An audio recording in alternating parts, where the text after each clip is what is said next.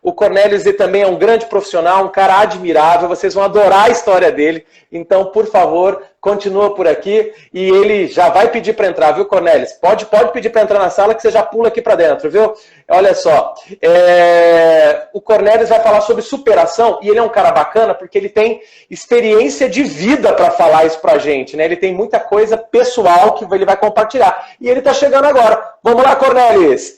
Bom, deixa eu falar um pouquinho do Cornelius aqui para vocês conhecerem. O Cornelius, ele é mentor, ele é palestrante, especialista em superação e desenvolvimento profissional. E eu acho que ele é o cara da superação.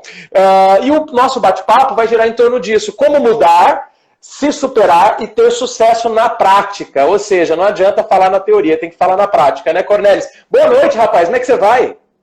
Tudo bem, Marcelo? Boa noite. E você, como vai? Tudo em paz?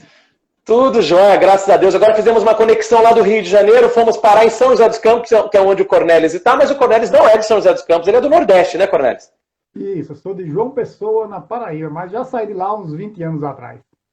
Que lugar maravilhoso, mas você ainda preserva um pouquinho desse sotaque bonito, viu? Pô, com certeza, adoro o meu sotaque e espero preservar ele para sempre, né? Eu também adoro, eu acho que é o sotaque do Nordeste eu acho maravilhoso. Mas lembra uma vez, Cornelius, que eu fui lá no Ceará, em Fortaleza, eu fui numa feirinha de artesanato que tem lá na Praia do Meireles. Aí eu estava conversando com a vendedora da barraquinha lá e eu falei assim, nossa, o seu sotaque é tão bonito. Ela falou, quem tem sotaque é você. E é engraçado, né? De fato, quem tem sotaque é sempre o outro. É curioso isso, né? Eu falei, é verdade, quem tem sotaque sou eu, né? Você venceu pela maioria. Cornelius, vamos lá. Cara, olha, você tem uma história tão legal, que se a gente for falar dela, acho que dá uma live inteira e ainda vai ficar faltando tempo, né? Mas resume pra gente, quem que é o Cornelius? Fala pra gente poder conhecer. Bom, antes de tudo, Marcelo, né, obrigado a todo mundo que está aí acompanhando a gente, né? São tantas lives hoje em dia aí, você entra no Instagram, são dezenas de lives e o pessoal escolher estar aqui com a gente é sempre um privilégio nosso e vamos tentar colocar algumas coisas úteis aí para o pessoal. E obrigado a você, Marcelo, pela grande oportunidade aí, né? Você, além de um profissional fantástico, é um cara excepcional também, né? E a gente Obrigado, imagina. Né, como é o seu caso, né? Obrigado. Bom, eu tenho algumas facetas, Marcelo, que eu costumo dizer, né? Eu diria até uma meia dúzia de facetas, né? A primeira é uma faceta acadêmica, né? A minha vida profissional, eu quase que sigo na vida acadêmica, então eu fiz doutorado entre Brasil e Itália, aqui na Unicamp e no Politécnico de Turim, na Itália. Né? Depois do doutorado, seguir no meio acadêmico, eu resolvi ir para o mercado, né? Então, a minha segunda faceta seria uma faceta corporativa, né? Eu tenho 15 anos de corporativa entre grandes multinacionais, né? Basicamente GE e Alstom, né? Eu era da GE, saí da GE, fui para a Alstom, um ano e meio depois na Alstom, a GE comprou a Alstom, né? Então eu voltei para a GE. Legal. Além disso, né, eu tenho um lado de mentor, né, pela própria GE e Alstom, né? Desde 2013 eu faço mentorias de carreira, né? Eu sou um profissional já há bastante tempo lá, então a gente termina fazendo mentorias aí para o pessoal mais novo, né? E, né, ano passado eu fiz uma formação externa, então hoje eu também sou mentor associado da Escola de Mentores aqui em São Paulo, né? E daí, legal. Outra característica minha, né, que é a minha parte de lutador, né? Porque eu costumo dizer que até os meus 35, 36 anos, a Tica Yang aí, o pessoal, né? Até os meus 35, 36 anos eu não tinha nem dor de cabeça, né? E desde então, né, isso para 2011, eu comecei a ser acometido por doenças autoimunes graves, né? Doenças autoimunes não tem explicação, elas simplesmente ocorrem, né? E uma dessas doenças me levou a um transplante de fígado, né? E eu sou digamos assim, um vitorioso porque eu consegui, né, passar por todas essas doenças, ainda, né, trato elas e vou tratar por toda a minha vida. Mas, assim, isso não me tirou, digamos assim, a minha vontade de viver e o protagonismo sobre a minha própria vida, né? E para completar... Nossa, Cornelius, que interessante. E para completar, né, eu sou um atleta transplantado, né? Após um ano e meio do meu transplante, eu estou chegando aos 10K em corridas de rua e pretendo representar o Brasil aí, junto a uma galera aí top, que são os atletas do time Brasil de transplantados e, enfim, ao Mundial ele transplantado. E espero estar com esses caras aí no próximo, né? Ia ser ano que vem, mas devido à pandemia não houve, né? E a última faceta é de palestrante, né? Na realidade, eu sou novo entrante aí nesse mercado de palestras, que tem um propósito realmente de levar essas minhas experiências aí de superação para ajudar outras pessoas e também minhas experiências de carreira, sempre com o propósito de tentar ajudar outras pessoas, digamos assim. Poxa, Cornélio, você vai ter muito a compartilhar. Você vai ter muito a compartilhar, não só pela sua experiência, estudou doutorado na Itália, é um profissional com grande experiência nas empresas, em grandes multinacionais, e tem essa história de vida, né? Muito, muito interessante. Eu não conheço de medicina, não sei muita coisa sobre transplante, eu sei que qualquer transplante é delicado, mas um transplante de fígado me parece uma coisa ainda mais complexa, né? E me surpreende você, apesar disso tudo, levar uma vida que eu nem digo normal, ela é acima do normal, porque muita gente não corre 10 quilômetros, né? E você tá nessa aí. Então, você de fato é um grande exemplo pra gente. Mas eu tenho uma curiosidade pessoal, Cornelis. O seguinte, você tinha, como você disse, me chamou a atenção, você não tinha nem dor de cabeça. Você tinha uma vida bacana, saudável, e de repente veio uma doença autoimune. Cara, qual o sentimento que você teve? Você ficou com raiva? Você brigou com Deus? Você ficou assim do tipo, por que isso acontece comigo e não acontece com bandido? Enfim, o que você sentiu, cara? Qual foi o sentimento na hora que você foi diagnosticado com isso tudo? Cara, Marcelo, assim, o meu caso, ele começa até antes de mim, né? Caiu um raio na mesma família 2 vezes. O meu irmão mais velho, que hoje é falecido, ele teve a mesma doença que eu, fez um transplante bem sucedido, mas após muitos anos, o caso dele desandou, né? E ele morreu em 2010, e um ano depois, a doença apareceu em mim. Doença raríssima, atinge 0,005% da população. Quase ninguém. Nossa. Uhum. E assim, aquilo foi um choque muito grande, mas né, você que é o cara da mudança, né? Você conhece mais do que todo mundo a famosa curva da mudança, lá da Kubler-Ross, né? E o primeiro realmente é o choque, né?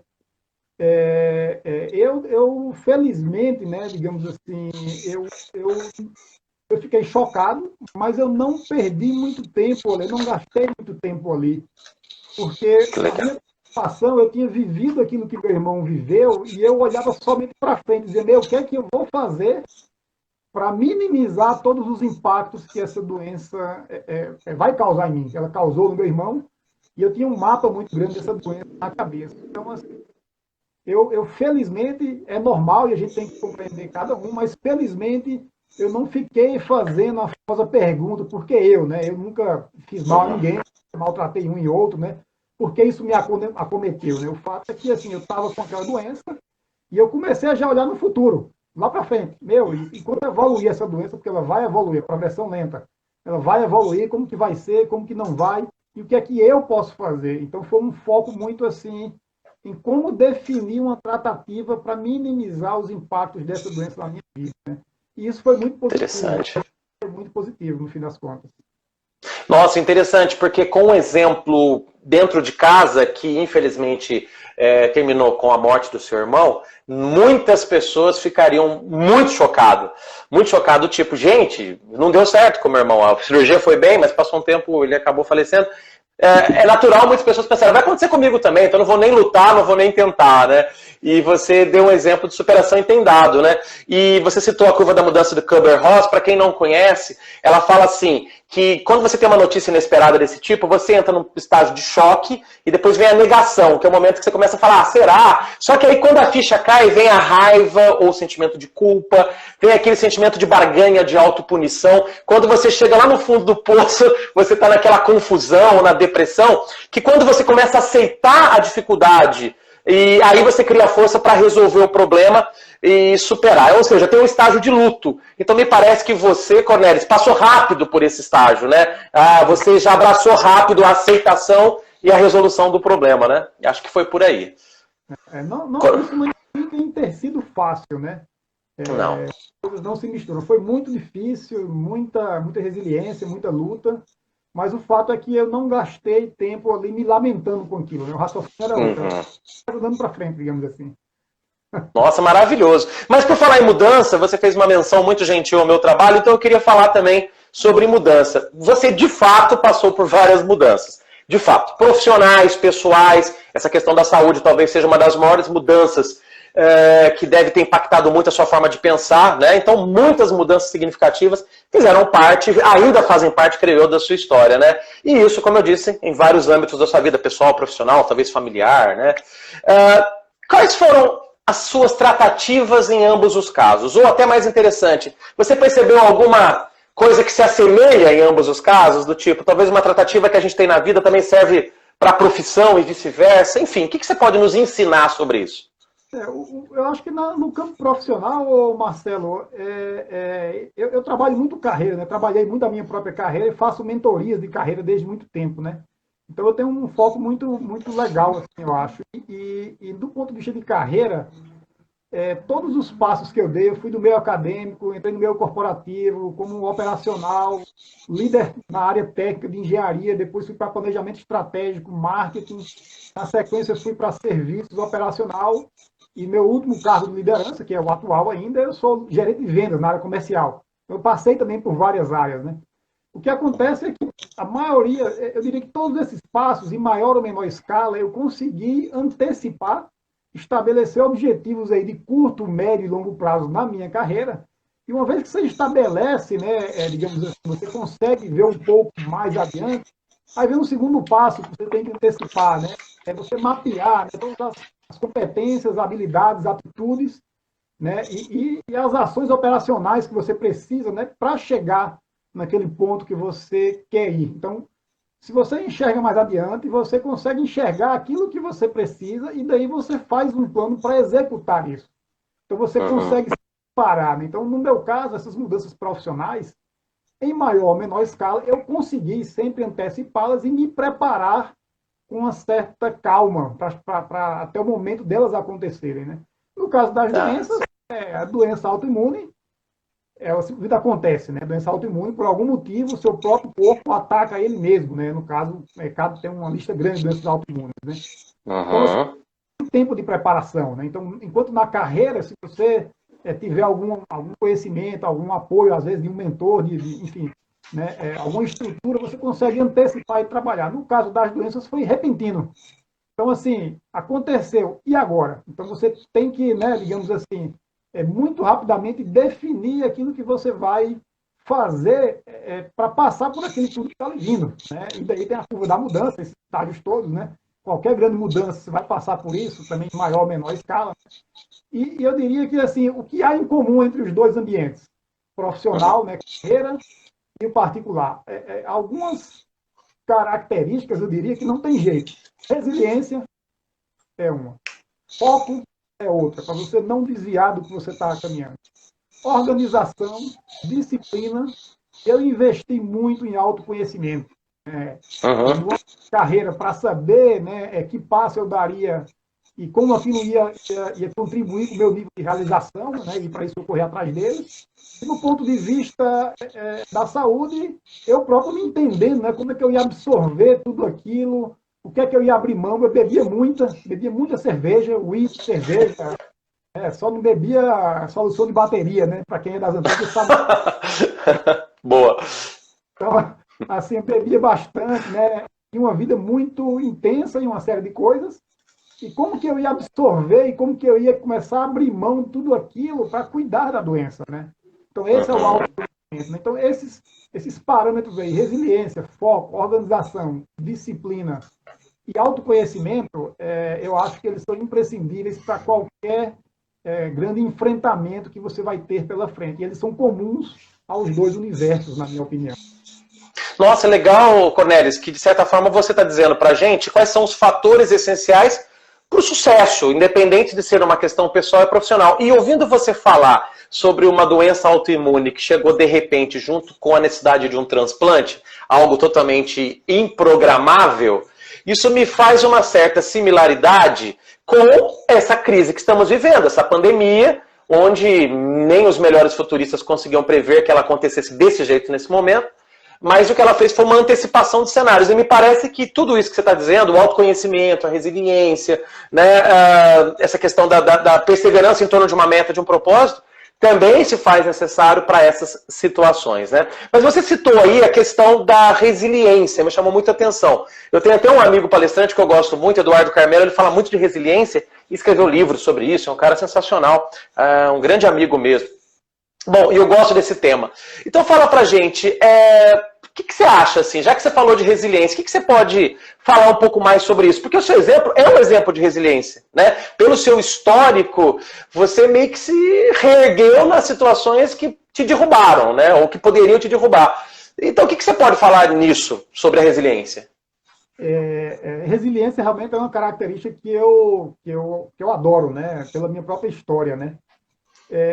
A questão da resiliência, Marcelo, comigo, assim, na hora que eu adoeci, a doença foi se agravando e eu comecei a, digamos, superar cada novo obstáculo que vinha, e etc. e tal, as próprias pessoas, né, vinham para mim e diziam, pô, você é um cara muito resiliente, você é um cara muito resiliente, você está, né, conseguindo atravessar toda essa turbulência, né? E daí eu comecei realmente a olhar toda a minha vida, minha história de vida, né? E realmente, né, em outros campos, não em momentos de crise, como no caso das doenças, né? Eu consegui superar bastante coisa, fazer, realizar bastante coisa interessante, digamos assim. E levei bastante porrada também ao longo desse caminho aí, né? Mesmo antes das doenças, né, em menor gravidade. E daí me veio a curiosidade, cara, então realmente, né, pela definição de resiliência, eu acho que eu posso dizer que eu sou um cara resiliente. E daí entra a minha faceta acadêmica. Eu disse, bom, assim, a resiliência, ela vem do acaso, né? A resiliência, ela é uma coisa assim, inata, que uns nascem assim, outros não. Como que funciona isso, né? E daí eu fui estudar o tema, né? E daí peguei alguns livros, artigos, etc. Comecei a ler sobre o tema, né? O Eduardo Carmelo também eu gosto, né? Também dele, é muito legal ele. Cara muito intelectual, muito show de bola, né? E daí eu vi que, assim, as pesquisas aí, há muitas pesquisas, né, psicólogos normalmente que fazem, né, eles começam basicamente, os livros, as bibliografias, eles começam a caracterizar pessoas que passaram por grandes adversidades e ver o que elas têm em comum, né. E eu comecei a olhar o que essas pessoas têm em comum e muito no propósito de, assim, como é que eu posso ajudar os outros com a minha experiência, né. E daí, assim, tem uma série de características, né, mas eu vou enumerar 5 características aqui, que são comumente achadas em pessoas resilientes. Isso eu mapeei dos meus estudos e colocando a mim mesmo como um experimento, né? À medida que eu vou estudando as coisas, olha, será que eu sou assim? Né? O que eu passei, eu tinha isso ou não tinha? E essas 5 características, né, eu vou falar da primeira, né? Flexibilidade mental, digamos assim, as pessoas têm que ser, né, os resilientes tipicamente são muito abertos a ideias de outras pessoas. Então, não é porque alguém digamos assim, né, pegando esse antagonismo vigente, não é porque o cara é Bolsonaro, ou é petista, ou é isso ou aquilo, que eu não vou escutar o cara. Né? Os resilientes, elas escutam qualquer um, não é porque o cara é católico ou é protestante que eu não vou escutar. Né? Eles têm a mente aberta e escutam, não quer dizer que ele vai usar o que ele está escutando, mas ele não rejeita, né? E isso dá recurso. Então, o primeiro ponto é esse, flexibilidade, e isso é possível de ser trabalhado, né? O segundo ponto, inteligência, mas não é inteligência no sentido de QI, é inteligência no sentido de saber quais lutas você tem que enfrentar e, muito mais do que isso, como enfrentar. Se eu identifico algo que eu não tenho capacidade, né, de evoluir muito bem sozinho, eu vou para outras pessoas. Sim. Eu não entendo muito de palestra, eu vou fazer uma mentoria com o Marcelo Melias, por exemplo. Obrigado. Obrigado pela confiança. Então, assim, a gente busca os recursos, né? A gente usa de maneira inteligente, digamos assim, as lutas que a gente vai lutar. Né? Eu não canalizo, eu tenho 3 lutas de grande intensidade, eu costumo dizer até trabalho, relacionamento e saúde. Se você está enfrentando um problema de saúde muito grande, não vai investir muita energia no seu trabalho, porque vai demandar muito. Então, essa que é a inteligência que eu falo. O outro, relacionamento, é o terceiro ponto. Você pode investir em relacionamentos, porque pessoas incentivam, apoiam e dão carinho a outros, né? E isso né? E não é quantidade, é qualidade, né? Você ter pessoas que você confia, né, que você vai ajudá-las e que você sabe que pode contar com elas. Então, os resilientes têm bons relacionamentos, né? O quarto, o otimismo inteligente. O que é o otimismo inteligente? tem o otimismo burro e o inteligente, né? O burro é aquele meu. Qual que é a diferença? Fala aí pra gente. Tá tudo ótimo. Eu tô tomando nota, eu tô adorando o que você tá dizendo, Cornélio. Eu tô tomando nota, porque isso aqui eu tô aprendendo muito com você. Mas diferencia esses dois pra nós, então. Otimismo ótimo, Marcelo. O cara, ele acha que tá tudo tão bom que ele menospreza a ação que ele tem que tomar. O otimismo inteligente, ele observa o que está acontecendo, né? Ele tem olho e tudo que é bom ele valoriza. Então, entendi. Tem um quê de realismo. É um otimismo meio realismo. Ele também não fica naquele olhar poliana de que tudo vai dar certo. Não, ele aproveita o que é bom, mas com um olhar de que depende também de mim, né? Perfeito. É exatamente isso. Maravilhoso. Essa sua foi boa. Não é como poliana. É realmente valorizar. No meu pós-transplante, cada taxazinha que aparecia boa, eu comemorava como uma vitória. Mas eu sabia que tinha outras ruins ainda que tinham que melhorar. Eu não desprezava essas, né? Nesse sentido, o otimismo inteligente, né?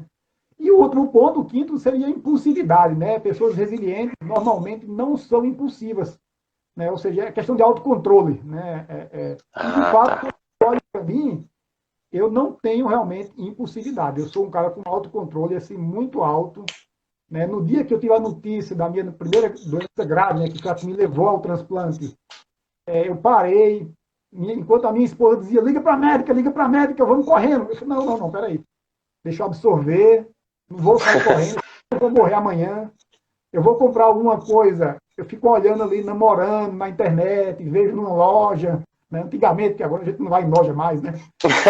Só loja virtual. Quando você vai numa loja, você tem um pouco de paciência, você não é consumista e sai comprando tudo no desespero, é isso? Então, impulsividade não é, digamos assim, não é encontrada em pessoas resilientes. Nesses 5 fatores, em resumo, né?